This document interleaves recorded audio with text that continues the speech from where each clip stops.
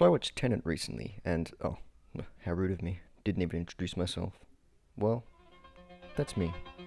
Now you're probably wondering, who the fuck cares? Well, it's a long story.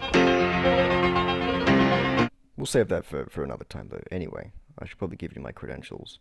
Here's my top 10 films of all time. That's a real list. I do have a letterbox though, and an Instagram, so if you want to check those out, you can. Anyway, Tenet. So I finally got to go to the cinemas after months of lockdown and doing nothing but lying in bed and watching films all day. So I had to get up, go outside, and watch a film. Was it a good one? Yeah, it was pretty good. It's not exactly what you've come to expect from Christopher Nolan.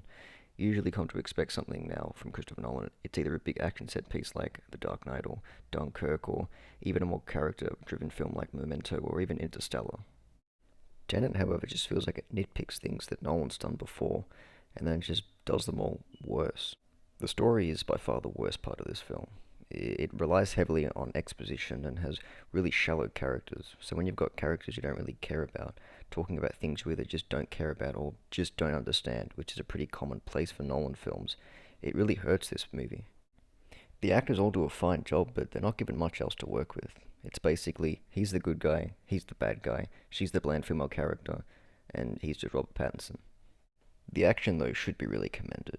The opening is great, the final sequence is really good, and the plane scene from the trailer, you know that scene, this part. That part is a little dramatic. Yeah, that part's everything you expect it to be, and it's pretty great, but other than those, like, three action scenes, there's really not much else to sink your teeth into. Look at that car scene, though. It's pretty cool. Another problem with this film was its god-awful sound mixing. For the most part, the score works for the film, but when there's music blaring over scenes of dialogue, it becomes so overbearing. It sounds like someone's inserted a speaker system inside your chest and blasting some ear rape version of WAP, so Cardi B's just screaming sexual innuendos into your aorta, while the dialogue sounds like some twink at Femboy Hooters. Anyway, I digress. But I mentioned some of Nolan's films earlier, and he usually relies on one of two things to tell a story: characters or visuals.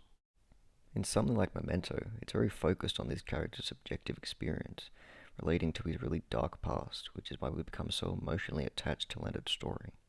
In The Dark Knight, it's very similar. Batman and the Joker are two archetypes of good and evil, but as the movie goes on, we see there's a very fine line between them.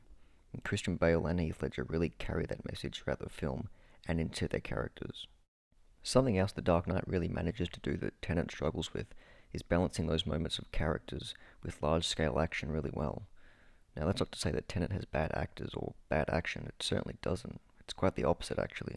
But when you're working with such a bland script, there's only so far characters and action can take you. In terms of Nolan's visual storytelling, the most obvious example of this is Dunkirk, which, unlike his other films that have pretty stacked casts, Dunkirk really only has Tom Hardy, who says 5 words, Kenneth Branagh, who's in it for like 2 scenes, and I guess it's got Harry Styles, but no one likes him anymore for some reason, so I guess he doesn't count. But Dunkirk relies heavily on its tense score and visuals to really carry the emotion of scenes, when there's very little dialogue, if any at all. So if you merge these things together, you think you get a pretty good movie, right? Well, yeah, you do. The thing is, Nolan's done this before. He's done it in Interstellar, The Dark Knight, but with Tenet, it just lacks any emotional depth. You're expected to care for characters with no real motivation, and no real connection either. There are some cool ideas and some great action sequences, but that's about all you get.